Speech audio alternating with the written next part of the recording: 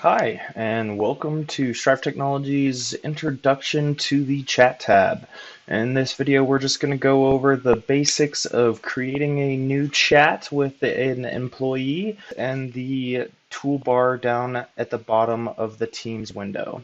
Let's get started. So first, in order to create a new chat, we'll notice that there's a button up here with a square and a little pen icon. This is how we can create a new chat. If we click on that, it will ask us to enter our to address. We can enter someone's name. So let's, for example, type in my boss's name, Tim Singleton. You'll notice that it auto-populates with his contact. And if we click on that, you'll notice that it brings up all of our chat history. We can go ahead and hit enter, and that will create a new item under the recent tab. If we go into contacts, you'll notice that currently I have no contacts under the favorites item. We can go into our recent chat, select our user, and select the three dots right here, and we can select add to favorites. Once we do that and head to contacts, you'll notice that Tim Singleton shows up under the favorites contacts. If you use the chat functionality and are chatting with multiple employees, they will all stack up here. If I want to create a new chat, I can click on the new chat again and enter my name, Eric Thompson, and click on the contact. That again will bring up the chat window, and we can hit enter to accept that chat. You'll notice that Tim Singleton went away, and that's because I did not send a chat. Now, if I go in here and I send Eric a chat message, you'll notice that it will pop up in the lower right-hand corner. When this pops up, I can select the reply button and send a quick reply back. Once that reply comes in, if we're on a different tab and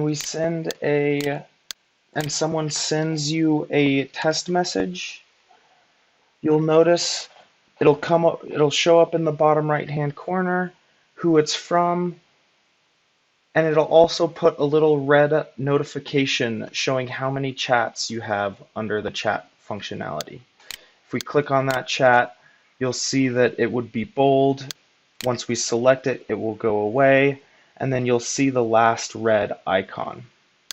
Now, if we send a new chat to someone and they have not looked at it, you'll notice that this is a check mark with a circle around it. That's telling you that it has been sent successfully and the other user has received it. Now, if I go and I look at that message, you'll notice that it changed to a little eye icon. These are the read receipts that allow you to make sure that your messages are being read. If your message has not been read within 2 hours, an email notification will be sent to your company email address, notifying you that you have a Microsoft Teams message. Down here on the chat toolbar, we have the ability to select this A, and that gives you the text editing tools like bolding, italicize, underline, paragraphs, bullets, and creating hyperlinks. If we want to mark the delivery options, we can classify it as an important message or as an urgent message. You can notice that if you select it as an urgent message, the recipient will be notified every 2 minutes for 20 minutes until they read the message. We can also click on the paperclip and select upload from computer, and that will allow us to go into our file directory and select a document to upload. You can notice that it's being uploaded by the green status bar at the bottom. Once that goes away, the document has been successfully opened in your Teams chat window, and we can go in and type a message to accompany the document. Because I have the text editor open, when I hit enter, it will create a new paragraph. If you have the text editor open and want to send a message, you'll have to come down here and select this little arrow to send the message. If you don't have the text editor open, you can just hit enter and it will automatically send the message.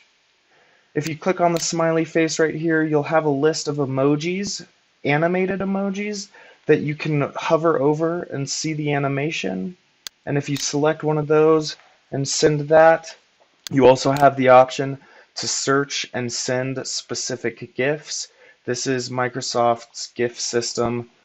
If we select the three little dots, we can select an application and send that application to the individual user and work collaboratively with them on whatever application we choose. That is the end of the generic chat function. Please visit our next videos to learn more about how to make a video, audio, and screen sharing chat. Thanks.